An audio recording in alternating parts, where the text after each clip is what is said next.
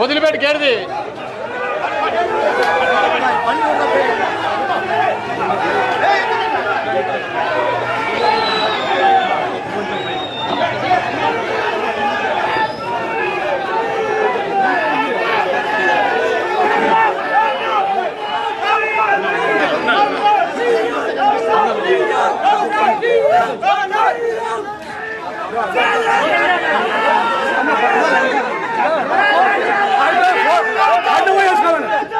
Office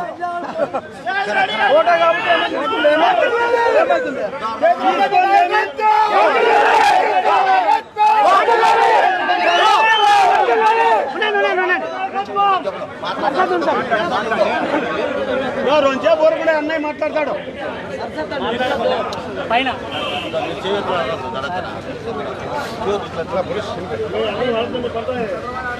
silent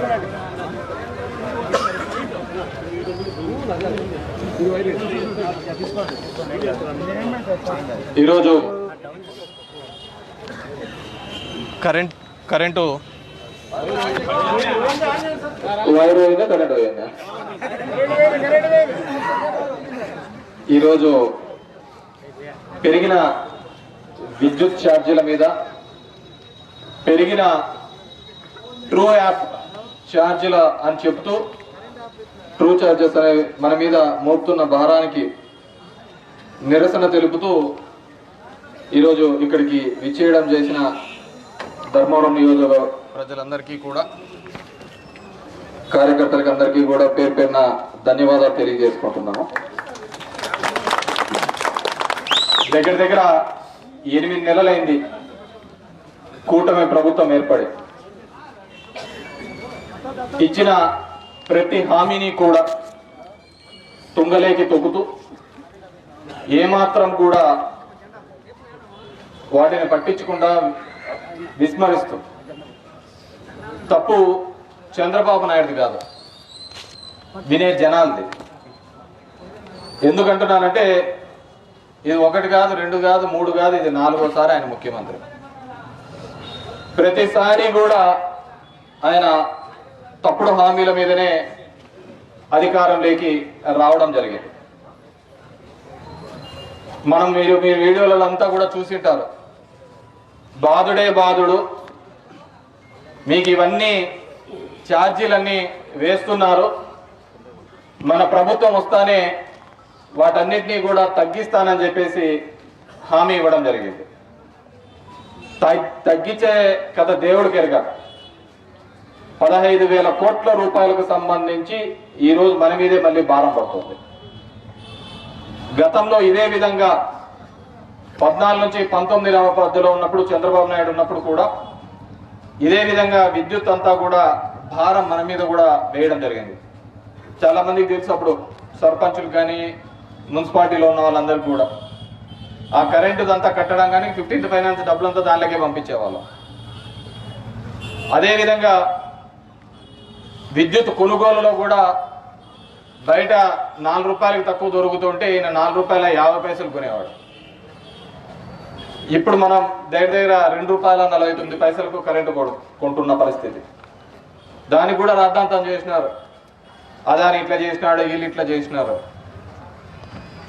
కాబట్టి మనమందరం కూడా ఆలోచించుకోవాల్సిన అవసరం. చంద్రబాబు నాయుడు చెప్పినాడు, ఆ కూటమిలో పార్ట్నర్ అయినటువంటి ప్రశ్నిస్తానని పెట్టిన పార్టీ అయినటువంటి పవన్ కళ్యాణ్ గారు చెప్పినారు, ఏంటి కరెంటు ఛార్జీలంతా ఎలా పెంచుతారు, దీనికి ఎవరు అని చెప్పేసి ఊక్కుంటా మాట్లాడినాడు. ఇప్పుడేమో మౌనవ్రతం పాటిస్తున్నాడు.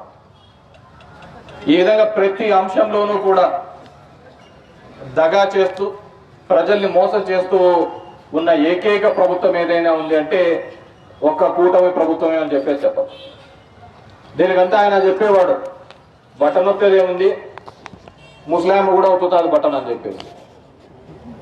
మళ్ళీ వస్తూ ఈ ముసలోడు ఎందుకు ఒత్తలేకపోతున్నాడు?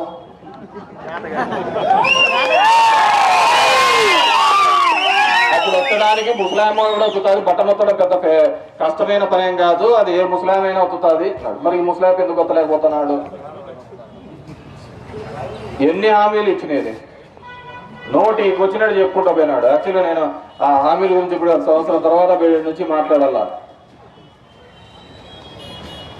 పేదలకు చేయాలి, చెప్పిన మాట నిలబడాలా అని చెప్పేసి మన అప్ప.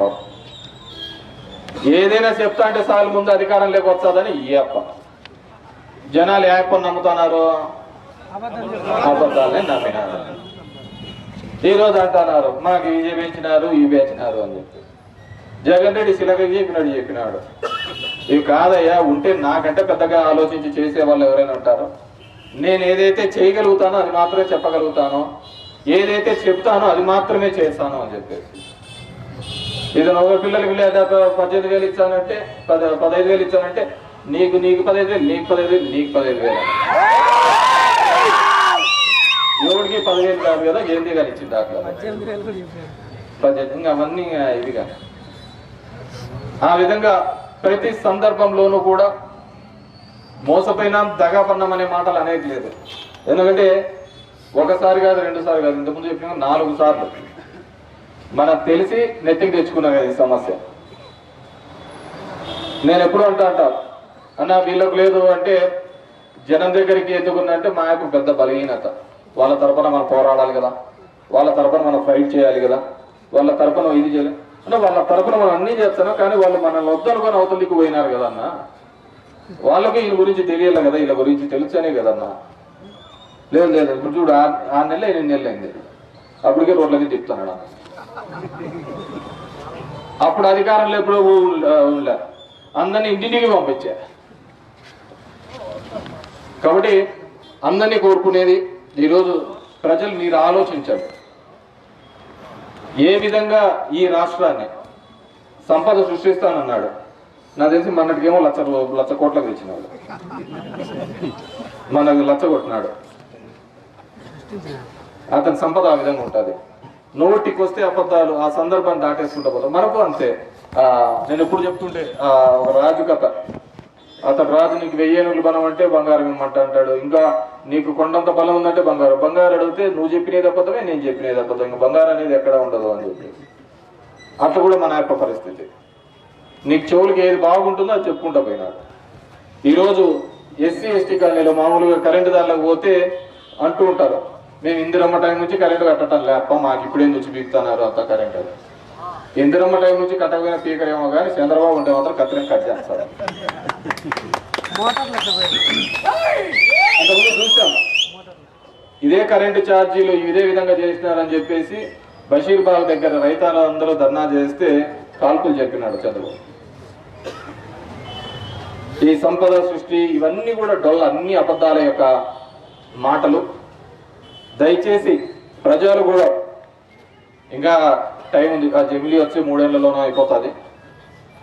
గమనించండి, రాజకీయాలు అందరూ చేస్తుంటారు, ఓట్లకు వస్తుంటారు, పోతూ ఉంటారు, అందరూ చేస్తుంటారు. కానీ మనం అందరం కూడా గమనించాల్సింది ఏంటంటే ఎవరు ఈ రాజకీయ చరిత్రలో ఒక చెప్పిన మాట కోసం పరితపించి పనిచేసిన నాయకుడు ఎవరైనా ఈ దేశంలో కానీ రాష్ట్రంలో ఉన్నారు అంటే అది ఒక్క జగన్మోహన్ రెడ్డి గారే.